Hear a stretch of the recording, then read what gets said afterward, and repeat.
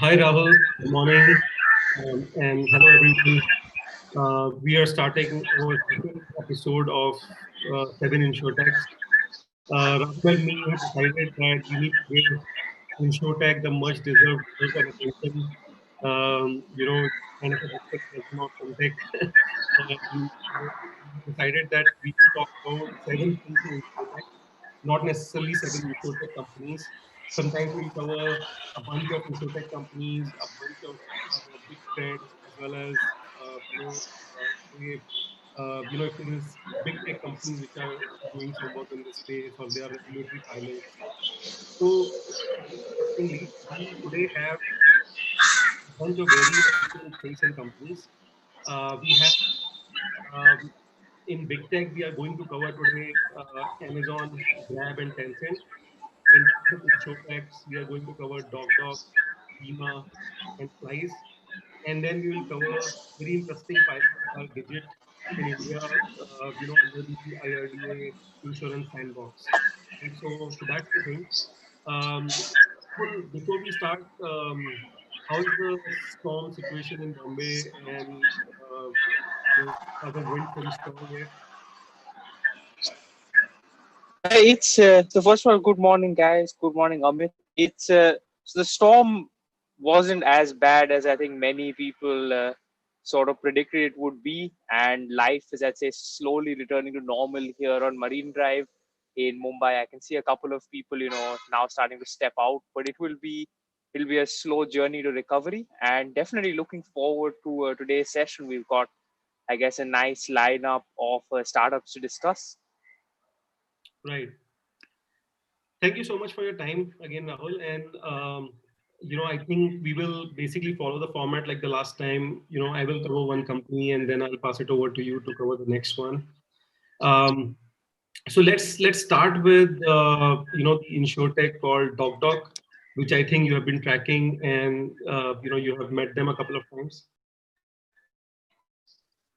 Absolutely right. So DocDoc is, I guess, a very interesting company because it's founded by a couple based out of Singapore. So this was back in about 2012. And I guess what many people love about them is the founding story where they had a newborn child with a rare liver condition. And the problem that they faced was they got different recommendations or treatments from different doctors, and each of whom were really senior. And what they realized was there's such a big disparity between price and treatment recommendations from different doctors who all maybe specialize in the same field. And they realized there's a huge market gap in terms of both customers and insurance companies who are actually the people who pay for healthcare, not understanding what they're paying for and whether they're getting the right treatment. So what DocDoc has done is created this knowledge graph, what they call the HOPE algorithm. So it's a heuristic for outcomes, price, and experience. And that's sort of the basis that they've used to create almost like a structured data set now about 30,000 doctors in 8 Southeast Asian countries. So if nothing else, what they're doing is bringing a bit of transparency for customers and insurance companies in terms of what they're paying for health insurance and, I guess, healthcare treatment. They've raised about $12 million or so last year. They're a little under the radar in terms of their press releases and stuff, but I'd say, do watch out for them because the problem they're solving is perhaps something you might have also seen yourself, or at least I have seen as a customer of healthcare. Right. Right. Now, Rahul, your voice is pretty good, but the video seems to have a little lag. So, while kind of I cover the next company, if you want to kind of Move around. check that, and in the interest of time, maybe I'll go ahead and cover the next company, which is Bima. In the meantime, Okay. right? Okay, it seems to be better now. So let's go ahead with this. Okay. All right. So Bima, right? So when I first heard about this company, Bima, I got really interested because it's it's a Hindi name for insurance, and so I was quite surprised to note that This is actually a Swedish company. So they are actually known by a name called, let me just look it up. I think it's called Milwick, and they're registered in UK. But Milwick UK is actually sort of a subsidiary of of a Swedish company called Milwick AB. So I was pretty, surprised that it's a European company. And also the other interesting fact was that they are quite focused on financial inclusion, and they actually, most of their work is in emerging, sort of economies. Um, so they basically offer insurance and mobile health services for low-income families specifically. I think their very interesting model was that they came up with a proprietary mobile-based platform where they work with carriers, in different countries where they operate, and the payment through, for the insurance is made through the carrier billing route, which is pretty interesting. Um, what I found, something that I found really, really interesting about them is that almost three-fourths of their customers are accessing insurance for the first time. And, more than 90% of their customers actually live on less than $10 per day. So they are really operating in a segment where fintech startups do not go. Right. Last year we published the India FinTech report, and we showed that how, out of the 2,100 startups that operate in India in fintech space, fintech and insurtech space, there are only a handful of them which dare to go into the India 3 segment. Right. So and why is that? I think, Rahul, we have discussed this in the past, that there are profitability issues. Balancing profitability with product pricing, at that micro level is kind of, very hard. There are different issues with respect to data availability, and there's lack of awareness about insurance, that why do you need insurance in the first place when you are earning $10 per day, right? You are basically more bothered about, getting food and shelter. And also there were lack of payment channels, lack of bank accounts. So I think the work that these guys did in sort of innovating the business model and how do you pay through carrier billing was kind of very, very interesting. Not just that, I think a lot of companies in financial inclusion space, I see the biggest limiter is that they are not able to kind of go beyond a certain scale. But Bima has been able to get about 35 million customers. They do almost like 575,000 policies a month, which is kind of, insane numbers. I think very few success stories, like M-Pesa, and this seems to be pretty good, from that perspective. They operate in 9 countries. And I'm pretty excited to see how sort of they go forward. Obviously, as I said, there are a lot of challenges for such business from a profitability and scale perspective, but I think so far they have done well. So over to you, Rahul. What do you want to cover next? Do you want to talk about the Digits IRDA Insurance Sandbox pilot? Yeah, I think that's a good starting point, right? And if someone's listening to this and they've also heard the previous one, they probably heard of Gram Cover, which we discussed last time. It's in a similar space as Bima. So Digit Insurance is a licensed insurance company. They really started trading in earnest at the start of 2018, and in what is probably 2.5 years, they've hit $313 million in top line revenue. So that's gross written premium. And this is really explosive growth, right? So even on 120 million premium base for the previous financial year, they grew 145% in the financial year that just closed. I think that just shows, sometimes having maybe an experienced founding team in insurance. So these were the guys who set up Allianz in India and now creating their own insurance company. Just sometimes gives you some advantages, though not always. But I guess the interesting piece of news that maybe came out of them, and they've had quite a few pieces of news this year, right? So they opened up January with an $84 million raise, and the Indian insurance regulator has a sandbox scheme where you can effectively test new ideas. And Digit has come out with, I'd say, a couple of interesting ones. The first one in January was what the regulator called need-based insurance. but effectively Digit used that to pioneer the first COVID-19 health insurance product in India. And I actually heard that they exhausted the 10,000 customer limit in a matter of days. And so they kind of sparked this arms race for COVID-19 health insurance products. And, we discussed last time, there are a couple of other players like Discovery now also offer it on different platforms like RuPay and InMobi's Glance. But I guess the fascinating announcement yesterday or day before was that Digit is partnering with Policy Bazaar for a wearable linked health insurance product.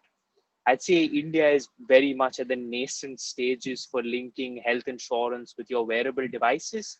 Bajaj Allianz, Kotak Mahindra have just started something with Goki as part of the same sandbox scheme.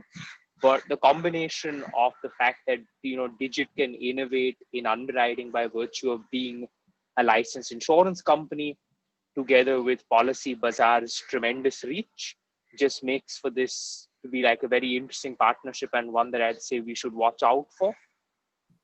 And over to you. Right.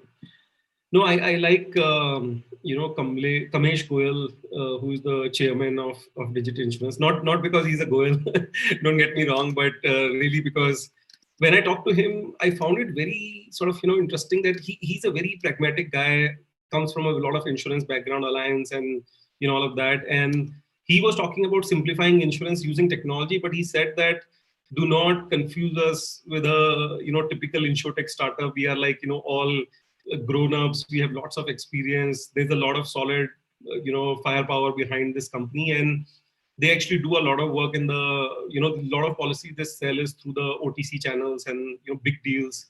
So it was very interesting to talk to him about a very sort of execution driven approach. Great company. Okay, all right. So let me cover the third insurtech, which is Slice Labs. Now, Slice is a very popular name in the fintech space. I think there are like a dozen companies by that name in different parts of the world. But I'm talking about Slice Labs, which is a insurance company, insurtech company rather. It's basically B2B, and the few of the keywords in their respect is that they focus a lot on pay-per-use. They call themselves as an insurance cloud services provider. But essentially what they do is that they basically enable the insurers, the insurance companies, carriers, and tech companies and, other companies to build pay-as-you-go digital insurance products, right? So, right, there's a trend in the insurance market where companies like Zongen now have a B2B, insurtech arm called Zeditech. We are seeing interesting companies like Discovery be doing work in this space. But Slice Labs I like for a few reasons. That first of all, they were able to convince insurance companies to offer pay-as-you-go insurance, not using their own legacy infrastructure and a lot of things. From it is like a soup to nuts kind of a solution, all the way to claims. And they were able to convince these insurance companies to use that entire end-to-end framework and platform. Not only that, they also convinced some of these insurance companies to invest in their company. So the co-operators insurance, I believe from Canada, they were one of the lead investors in the last round. They have Sompo from Japan as an investor. They have Munich Re as an investor.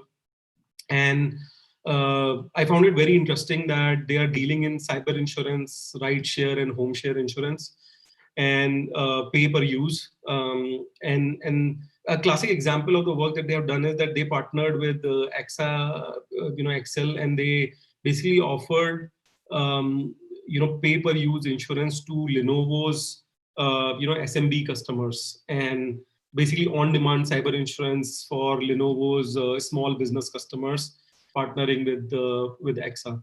So the reason I like this is because there is a definitive requirement to provide technology and to sort of enable insurers to offer pay-per-use insurance and a lot of these modern insurance services. But I think in a lot of places they lack the analytics, the technology capabilities to be able to do that.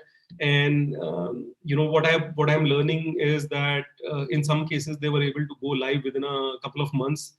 which is kind of fascinating. So that's why I thought we'll cover this insurance cloud services provider B2B. Over to you, Rahul. I think we should go to the big tech companies. So you want to cover, maybe start with Grab? Yeah, I can go ahead with Grab. Science Labs is very interesting, right?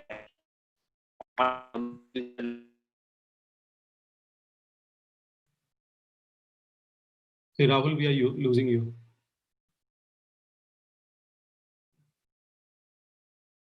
Now your screen is frozen and we can't hear you.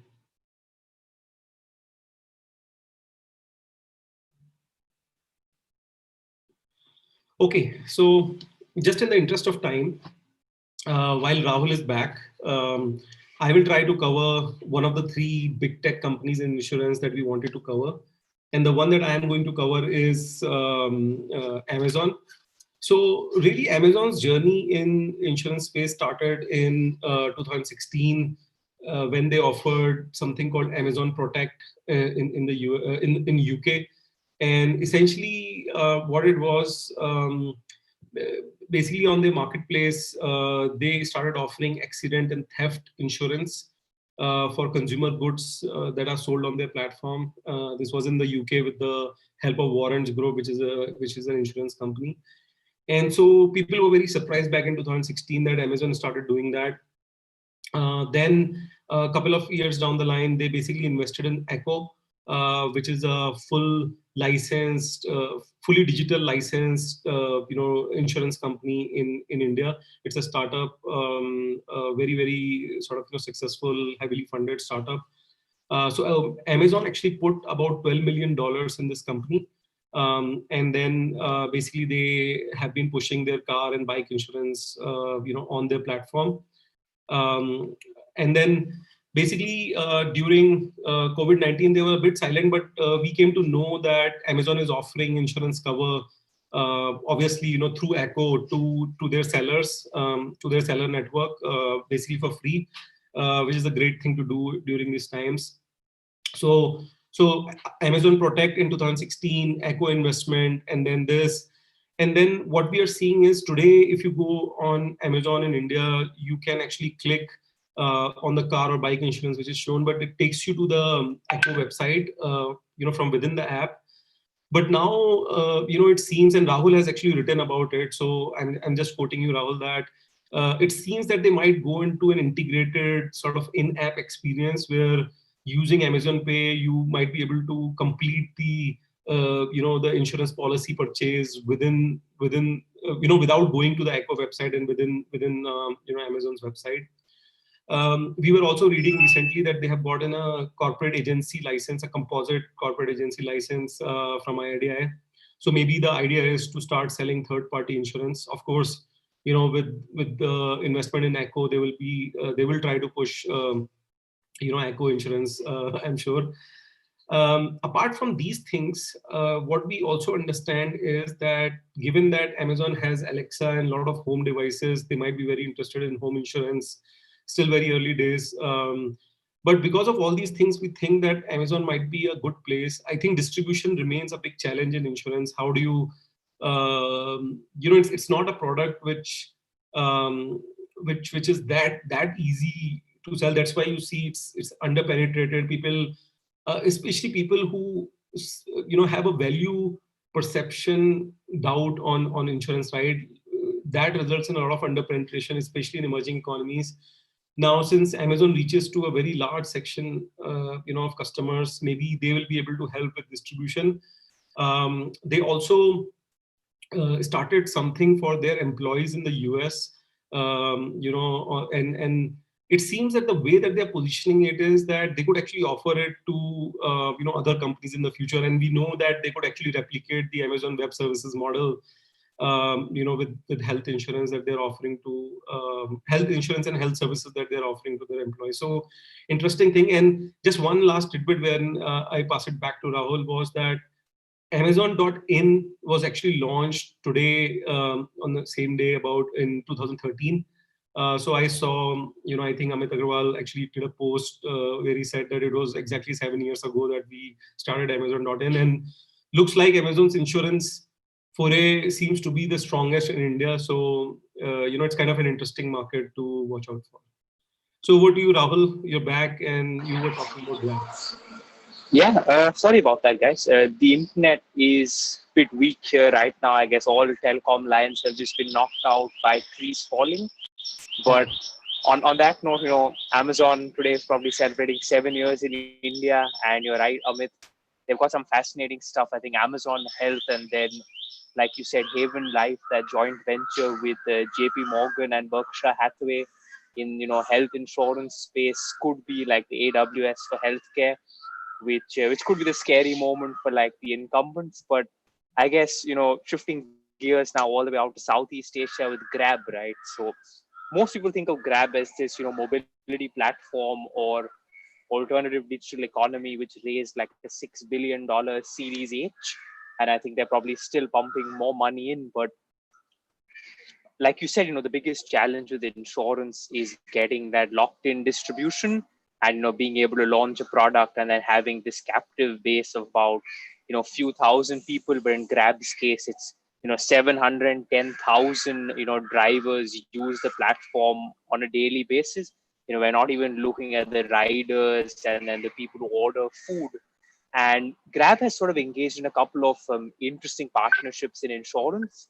The big one for them was tying up with Zongan International, which is Zongan's technology team, to set up the Grab Insure marketplace. And the Grab Insure marketplace primarily operates Singapore, Malaysia. In Singapore, they work a fair bit with the US insurer, which has offices there, called Chubb. And Chubb and them have launched a couple of interesting products like the travel insurance per day with another insurer called NTUC Income. They came out with what was like a game-changing critical illness insurance product, where for every trip that the rider completed, a part of their commission would be paid towards the insurance premium, and Grab would also contribute a certain share towards that premium. And what that actually resembles then is like an employee or workers' compensation package, but except that is maybe a bit more built for people in the flexible economy, where your contribution to the company corresponds in terms of rides and not hours or days spent in the company. So it's a very fascinating concept, and we may see a bit more of it in other Southeast Asian markets. I guess what is very fascinating about Grab is they understand every country in Southeast Asia is very different, right?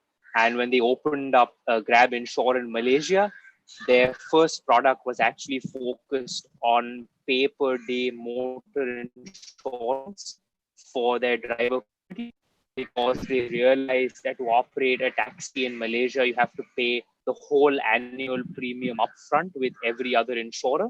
So they're localizing the offerings for every market which they kind of step into, which is very fascinating given the size of the user base that they have. So that's sort of Grab there. Do you have any thoughts on this at first glance, Amit? No, I think so. I have to travel to Singapore very often. Occupational hazards, I would say, and we actually Medici has a subsidiary there in Singapore. So back when Uber and Grab were both sort of operating, there was a fair bit of competition. But then now it's all Grab. But what I find fascinating is that they are very very entrepreneurial, and they move really fast. And I think the work that they're doing with micro insurance and the way that they're moving, it's fascinating, and I'm looking forward to how they deploy that model in other countries as well. So the last big tech that we'll cover today is Tencent, and Rahul, sort of over to you for that. Okay, so Tencent's very interesting company again, right, Amit? Because you ask people in China or other countries, they kind of only think of it as the WeChat holding company. But Yeah. origins in terms of being like a gaming company which launched a chat app, and that now has 500 million daily active users. But Tencent's heritage with insurance actually goes back to 2013, when they set up Zhong'an with Ping An and Alibaba Group. They've obviously exited since Zhong'an is now a public company traded on Hong Kong. We discussed them last time. But Tencent has, remade this entry into insurance companies via a 20% equity ownership in an insurance challenger in Hong Kong called Blue. So Blue was originally set up by Hill House Capital, Aviva, and Tencent. But Aviva has obviously exited its stake as part of its, retreat from Southeast Asia. So Tencent very much has, that 20% stake in Blue, and Hong Kong is kind of emerging as this new market where, virtual insurance companies are going up, almost like in arms against each other. It'll be interesting to see whether, Tencent backed Blue has a bit of an advantage there. But shifting gears from overseas, going back to mainland China, they've got two very interesting plays. The first one is an investment in a mutual aid platform called Shuedi Huzu. And mutual aid effectively means, instead of buying like an insurance policy from Aviva or Allianz, you come together as a group of maybe 100 or 200 people and agree that, if one of us gets ill or injured, we will all contribute towards their claims payout.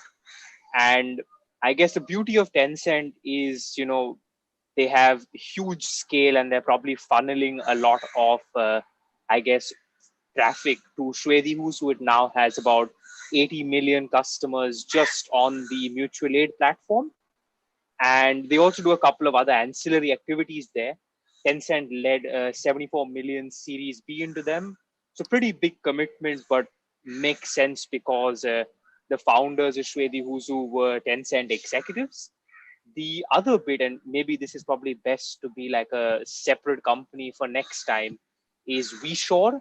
So WeSure is actually Tencent's own insurance mini program within the WeChat ecosystem.